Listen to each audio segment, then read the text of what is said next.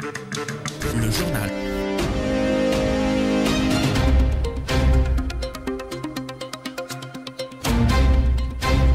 « 13h30 sur les ondes de Radio Tunis, chaîne Inter, le journal présenté aujourd'hui par Mohamed Ali Cheib. Au sommaire de cette édition, les deux chambres parlementaires examinent aujourd'hui les budgets des missions de la justice et du tourisme. La douane tunisienne conjugue ses verbes au futur. Toutes les opérations douanières seront numérisées d'ici 2026. Objectif garantir une meilleure gouvernance. Confirmation dans ce journal du directeur général de l'École nationale des douanes. La Tunisie réalise un taux de croissance de 2,4% au cours des 9 premiers mois de 2025. Les activités agricoles s'imposent comme le principal moteur de la croissance. La région touristique Nabel Hamamet cartonne. L'arrière-saison affiche des performances remarquables. Le diabète, une maladie silencieuse, une première étude clinique nationale révèle des résultats inquiétants. Lecture dans ce journal des chiffres sur la progression inquiétante de la maladie en Tunisie. Dans le monde, des milliers de tentes de personnes déplacées dans la bande de Gaza inondée, l'ONU se dit préoccupée par le sort de milliers de familles totalement exposées à des conditions climatiques extrêmes. Et en football, la sélection tunisienne des moins de 17 ans affronte cet après-midi l'Autriche en 16e de finale du mondial au Qatar. Un duel à élimination directe où tout reste possible. Madame, Monsieur, bonjour. La séance plénière commune des deux chambres parlementaires reprend aujourd'hui au Bardo l'examen du projet du budget de l'État pour l'année prochaine. Les députés examineront les budgets des missions de la justice et du tourisme. Le système informatique de la douane Sinda 2 sera opérationnel d'ici 2026. Il est destiné à numériser toutes les opérations douanières. Sinda 2 marque un tournant dans la modernisation des services douaniers en permettant l'interconnexion des structures publiques impliquées dans les opérations douanières. Entièrement numérique, le système simplifiera les démarches des acteurs économiques, offrant ainsi plus de transparence, de rapidité et d'efficacité. Sinda 2 favorise une meilleure gouvernance. Il réduira les délais et les coûts et facilitera les échanges commerciaux tout en renforçant la lutte contre la corruption. Abdelkaïm Abidi, directeur général de l'École nationale des douanes, au micro de Zainab Fès. Pour la direction générale douane, un grand projet concernant le système Sinda. C'est pour une douane moderne, efficace et au service de l'opérateur économique, qu'il soit agréé, même les petites moyennes entreprises, les startups et tout ce qui fait recours à notre service. Sinda 2, c'est le système de douanement de marchandises. Donc actuellement, depuis les années 80, on exploite le système CDC, système de douanement informatisé. Donc il y a un projet de modernisation de ce système vers le système Sinda 2 et surtout avec l'utilisation de l'intelligence artificielle et le modèle d'attaque de l'Organisation mondiale de douane. Donc c'est un grand projet. Il s'agit de 14 modules et le travail selon 4 phases. Actuellement, l'équipe et l'unité chargée concluent pour déclarer officiellement les 3 premiers modules très prochainement. Successivement, donc l'équipe et l'unité chargée mettent en exploitation les autres modules. Selon la déclaration du monsieur le directeur général de douane, c'est en 2026 nous allons entamer l'exploitation de notre système Sinda 2 d'une manière transitoire, phase par phase et module par module. Voilà. Le produit intérieur brut a cru de 2,4% au cours des 9 premiers mois de 2025. L'INS précise que par rapport au deuxième trimestre dernier, le PIB est resté quasiment stable avec une variation de 0%. Au plan sectoriel, les activités agricoles ont été le principal moteur de la croissance économique durant ce troisième trimestre, suivi par le secteur des industries manufacturières et le secteur du bâtiment et de la construction. A contrario, les échanges extérieurs nets ont contribué négativement de moins 4,9% à la croissance du PIB. À Nabel, les indicateurs touristiques sont au vert depuis le début de l'année. Plus de 820 000 visiteurs ont séjourné dans la région et plus de 4 millions de nuitées ont été passées, soit une hausse de 5% par rapport à la même période de l'année écoulée. Le délégué régional du tourisme, Walid Benfaj, fait état de la prolongation de la saison jusqu'au mois d'octobre, marquant ainsi une rupture avec la saisonnalité touristique traditionnelle. On l'écoute au micro de Zainab Fès. Cette année, la saison touristique a connu un grand succès. Le nombre des visiteurs depuis le début de l'année jusqu'à la fin d'octobre a atteint environ 820 000 visiteurs, tandis que le nombre total de nuitées a dépassé les 4 millions, avec une augmentation de presque 5% par rapport à la même période de l'année dernière. À signaler que la saison touristique s'est prolongée cette année après la fin de l'été pour inclure le mois de septembre, le mois d'octobre, ce qui reflète que la saison touristique n'est plus liée à la période estivale et on commence petit à petit à sortir de la saisonnalité du secteur touristique à la région de Nabeul. À noter un grand retour des marchés traditionnels et classiques tels que le marché français, britannique, allemand, tchèque et polonais et reste le marché intérieur en tête des marchés les plus actifs. Aussi, un flux important de la part des touristes algériens au cours de la dernière période qui nous a créé une dynamique touristique remarquable. On peut dire que tous les indicateurs touristiques sont positifs et les chiffres de la saison actuelle tendent à la hausse. Les fourrages sont en abondance cette année dans la région du Nord-Ouest et offrent des garanties pour l'alimentation de bétail. Cette disponibilité exceptionnelle s'explique par un stock confortable, renforcé par une récolte déjà surabondante l'an dernier. Le point avec notre correspondant dans la région du Nord-Ouest, Jamel Tibi.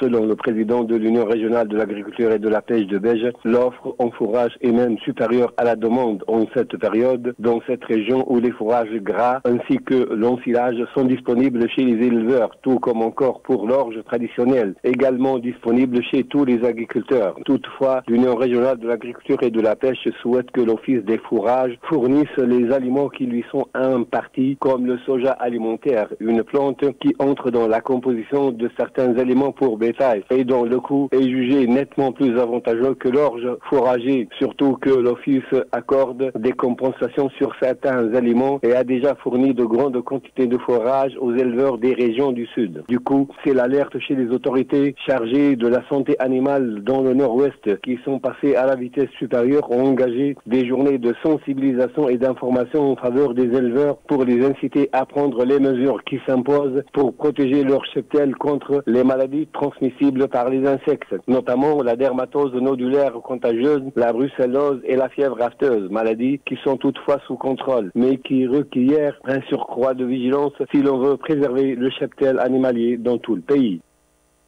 Bien gérer l'abondance, les centres régionaux de l'Office national de l'huile commenceront à recevoir à partir d'après-demain lundi l'huile d'olive des petits agriculteurs dans le cadre du programme d'achat de la production nationale pour la campagne 2025-2026.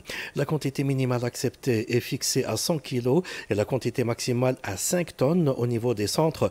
Au-delà, l'achat s'effectuera directement à partir des huileries.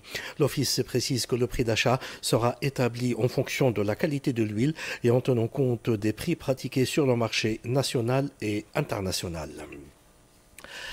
À la COP30 de Belém au Brésil, la Tunisie s'impose comme l'une des voix fortes du climat.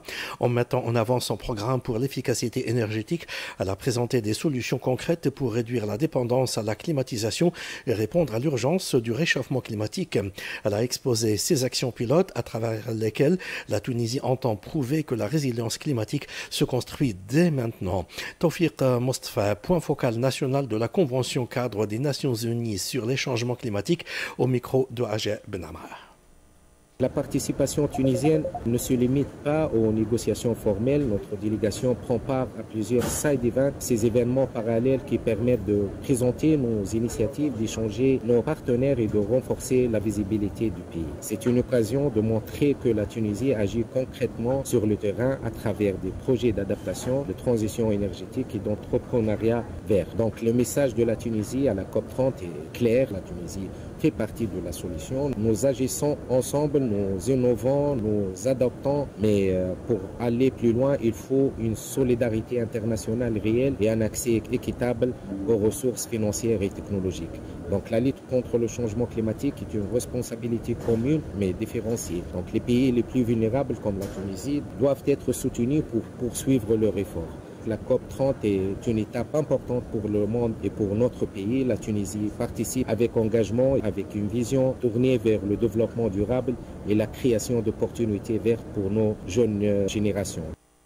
L'accident du train transportant du phosphate survenu au début de la semaine à Felja, dans la délégation de Metlaoui, a mis en lumière un problème longtemps occulté, l'état critique et la dégradation avancée du réseau ferroviaire dans le bassin minier de Gafsa.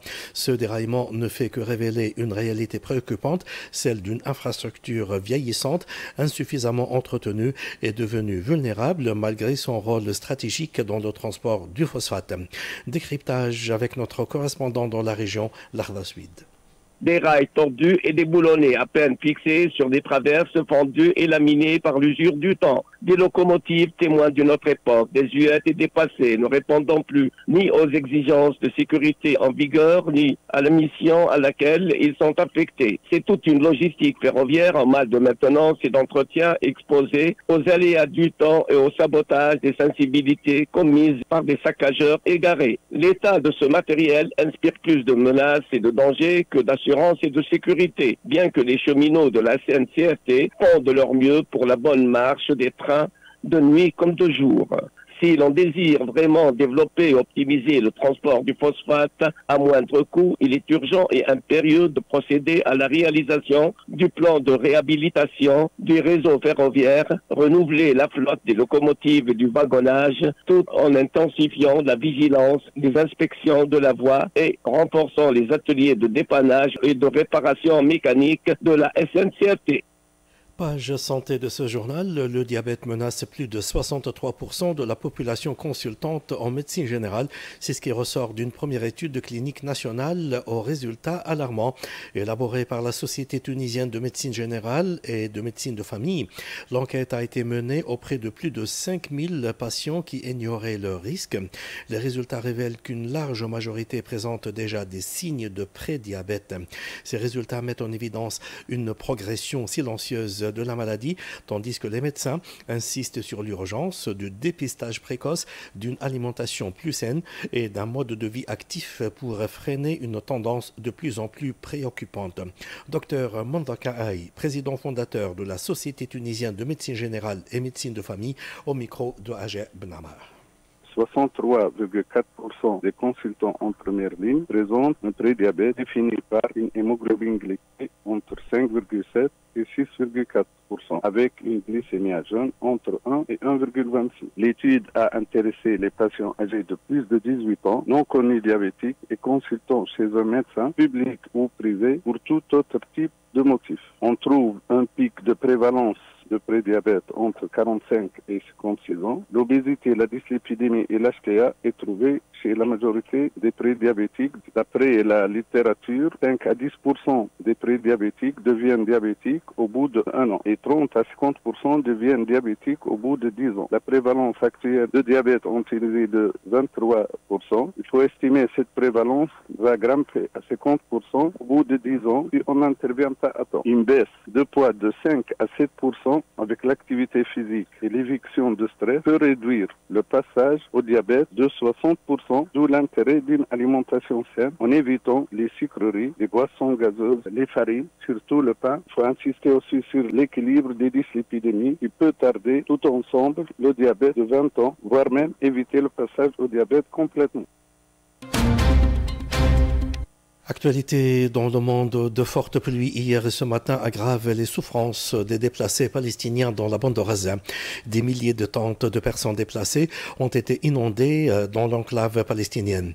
82% des bâtiments résidentiels de l'enclave ont été détruits par la guerre génocidaire menée par l'entité sioniste et le porte-parole de l'ONU s'est dit préoccupé par le fait que des milliers de familles déplacées sont désormais totalement exposées à des conditions climatiques extrêmes. Sur le plan diplomatique, le Conseil de sécurité de l'ONU se prononcera après-demain lundi sur un projet de résolution américaine soutenu par plusieurs pays arabes. La résolution endosse le plan de Donald Trump sur Gaza. Le projet de texte, plusieurs fois modifié, prévoit notamment de donner un mandat jusqu'à fin décembre 2027 à un comité de la paix censé être présidé par Donald Trump.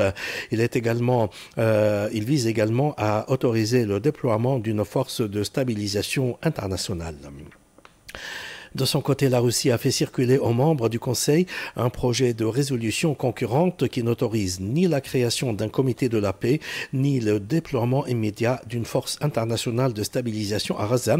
Ce texte demande simplement au secrétaire général de l'ONU d'identifier des options pour appliquer les dispositions du plan de paix. La police suédoise a affirmé aujourd'hui privilégier la piste de l'accident au lendemain de la mort de 3 personnes percutées par un bus à Stockholm en pleine heure de pointe. La police suédoise a assuré que rien ne prouve pour le moment que l'incident soit intentionnel. Le bus à Impérial a heurté une file d'attente et à un arrêt de bus sur une artère fréquentée du centre de la capitale suédoise. Le chauffeur de bus a été placé en état d'arrestation, soupçonné d'homicide involontaire. Il est actuellement hospitalisé. Football, la sélection tunisienne des moins de 17 ans aborde cet après-midi une étape décisive de son parcours mondial. Les Aiglons défient l'Autriche dans un duel à élimination directe qui s'annonce particulièrement exigeant. Principal enjeu, une place en 8e de finale. Le vainqueur affrontera le gagnant du duel entre la Corée du Sud et l'Angleterre, 2 nations majeures du football de jeunes.